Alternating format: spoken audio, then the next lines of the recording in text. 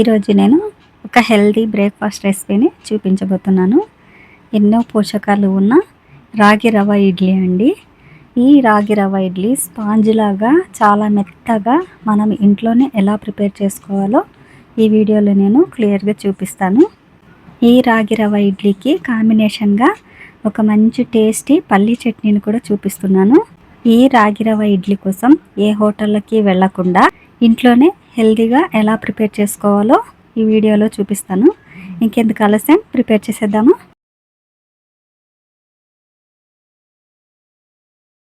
అందరికీ నమస్తే అండి, వెల్కమ్ టు మై ఛానల్. ముందుగా ఒక బౌల్ తీసుకొని అందులోకి 1 కప్పు మినపగుళ్ళు తీసుకోవాలి. ఏదైనా 1 కప్పు కొలత పెట్టుకోండి. నేను ఇక్కడ రైస్ కుక్కర్ కప్ తీసుకున్నాను. అదే కప్పుతో 1/2 కప్పు సగ్గుబియ్యం వేసుకోవాలి. ఈ సగ్గుబియ్యంతో ఇడ్లీలు చాలా సాఫ్ట్గా వస్తాయి. వీటిని ఒకసారి నీళ్ళతో బాగా కడిగేసుకొని అలా నీళ్ళు పోసుకొని 4 నుంచి 5 గంటలు నానబెట్టుకోవాలి. అలాగే మనం ఏ కప్పుతో మినపగుళ్ళు తీసుకున్నామో అదే కప్పు కొలతతో 2 కప్పుల రాగి రవ్వను తీసుకోవాలి. ఈ రవ్వ మనకు సూపర్ మార్కెట్లోను లేదా ఆన్లైన్లోను కూడా దొరుకుతుంది. లేదా మనం రాగులను కూడా ఇలా రవ్వ పట్టించుకోవచ్చు అండి. ఇలా 2 కప్పుల రాగి రవ్వ తీసుకొని 1 కప్పు ఇడ్లీ రవ్వ తీసుకోవాలండి. ఇలా ఇడ్లీ రవ్వ వేయడం వల్ల రాగి ఇడ్లీలు జిగటగా రాకుండా ఉంటాయండి, చాలా సాఫ్ట్గా వస్తాయి. ఈ రవ్వను కూడా ఒకసారి నీళ్ళలో బాగా క్లీన్ చేసుకుని మళ్ళీ నీళ్ళు పోసుకొని 4 నుంచి 5 గంటలు నానబెట్టుకోవాలి. 5 గంటల తర్వాత ఇడ్లీ రవ్వ అలాగే మినపగుళ్ళు కూడా బాగా నానిపోతాయి. ఇలా నానిన మినపగుళ్ళను చూడండి, చాలా మెత్తగా బాగా నానిపోతాయి. వీటిని ఒకసారి బాగా క్లీన్ చేసుకొని మళ్ళీ వేరే నీళ్ళు పోసుకొని ఇప్పుడు వీటిని మెత్తని పేస్ట్ లాగా గ్రైండ్ చేసుకోవాలండి. చాలా మెత్తగా ఉండాలి. చూడండి, ఇలా మీరు ఇంకా గ్రైండర్ ఉంటే గ్రైండర్లో వేసుకున్నా ఇంకా బాగుంటుంది. ఇలా పేస్ట్ చేసుకున్న దాన్ని ఒక గిన్నెలోకి తీసుకోవాలి. పల్చగా కాకుండా అలానే మరీ చిక్కగా కాకుండా మెత్తని పేస్ట్లా చేసుకోండి.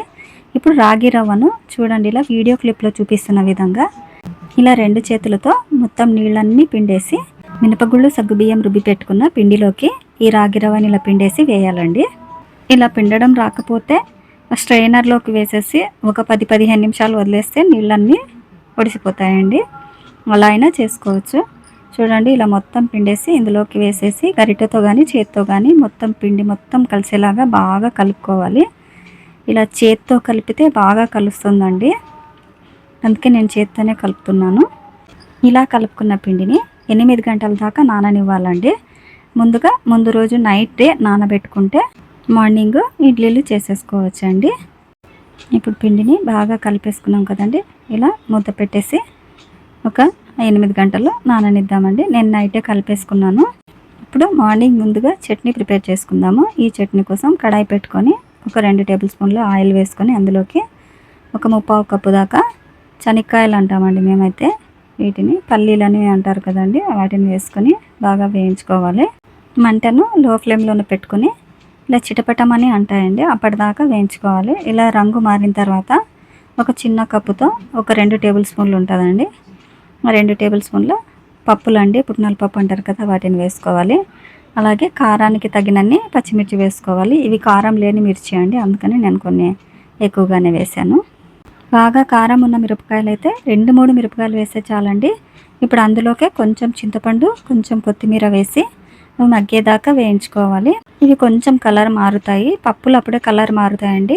అప్పుడు మారినప్పుడు అవన్నీ మిక్సీ గిన్నెలోకి తీసుకొని 1 టీ స్పూన్ ఉప్పు వేసుకొని మరీ మెత్తగా కాకుండా కొంచెం కోర్స్గా గ్రైండ్ చేసుకోండి. ఇలా చూడండి, వీడియోలో చూపిస్తున్నానుగా, అలా కొంచెం కోర్స్గా గ్రైండ్ చేసుకోండి. ఇప్పుడు ఈ చట్నీకి మనం తిరుగుబాత పెట్టుకుందామండి. దానికోసం ఒక కడాయి పెట్టుకొని అందులోకి 1 టీ స్పూన్ ఆయిల్ వేసుకొని అందులోకి 1/2 టీ స్పూన్ ఆవాలు, 1/2 టీ స్పూన్ జీలకర్ర, 1/2 టీ స్పూను మినపగుళ్ళు, 1/2 టీ స్పూను శనగపప్పు, ఒక 2 ఎండుమిర్చి, కొంచెం కరివేపాకు వేసి కొంచెం దూరగా పప్పులు రంగు మారే వరకు వేయించుకోవాలి. ఇలా వేయించుకున్న దానిలోకి మనం చట్నీ వేసేసుకొని కలిపేసుకోవాలండి. కలిపేసుకొని చట్నీని ప్రిపేర్ చేసుకున్నాం కదా, ఇప్పుడు పక్కన పెట్టేసి ఇడ్లీ పిండిని చూద్దాము. చూడండి, ఇడ్లీ పిండి బాగా మెత్తగా పులిసిపోయి బాగా పైకి పొంగు వస్తుందండి. ఇలా ఇడ్లీ పిండిని బాగా కలుపుకోండి ఒకసారి. ఇక్కడ మీకు చిన్న టిప్ చెప్తానండి. ఇడ్లీ పిండి కానీ దోశ పిండి కానీ త్వరగా పులవాలి అంటే స్టీల్ గిన్నెలో పిండిని కలిపి పెట్టుకోండి, త్వరగా పులుస్తుంది. ఇప్పుడు ఈ ఇడ్లీ పిండిలోకి 1 టీ స్పూన్ ఉప్పు, చిటికెడంతా వంట సోడా వేసి బాగా కలుపుకోవాలండి. బాగా కలుపుకొని ఇలా ప్రిపేర్ చేసుకున్న ఇడ్లీ పిండిని ఇడ్లీ ప్లేట్లలోకి వేసుకోవాలి. నూనె కానీ నెయ్యి కానీ రాసిన ఇడ్లీ ప్లేట్లలోకి వేసుకోవాలండి. ఇలా నూనె కానీ నెయ్యి కానీ రాయడం వల్ల ఇడ్లీ ప్లేట్లకు అతుక్కోకుండా వస్తాయి.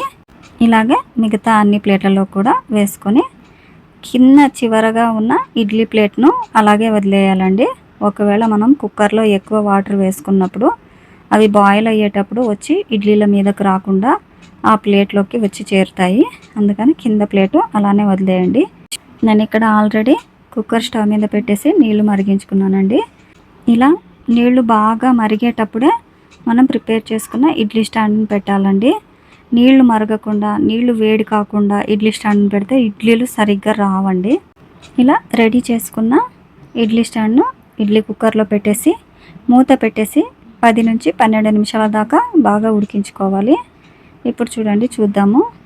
చూడండి బాగా ఉడికిపోయాయి. ఇలా చెయ్యి పెట్టి చూస్తే చెయ్యికి అతుక్కోకూడదండి, అప్పుడు బాగా ఉడికినట్లు.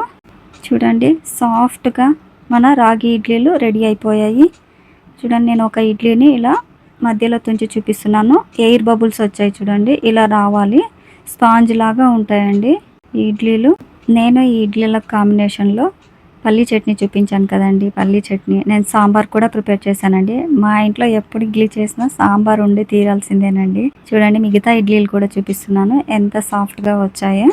ఇంకెందుకు ఆలస్యం, ఎన్నో ఆరోగ్య ప్రయోజనాలున్న ఈ రాగి రవ్వ ఇడ్లీని మీరు కూడా ట్రై చేసి ఎలా వచ్చాయో కామెంట్ సెక్షన్లో చెప్పడం మర్చిపోకండి.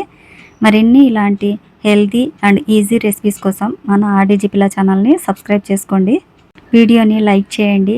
లైక్ చేస్తే మన వీడియో మరికొంతమందికి రీచ్ అవుతుంది. అలాగే మీ ఫ్రెండ్స్ అండ్ ఫ్యామిలీకి షేర్ చేయండి.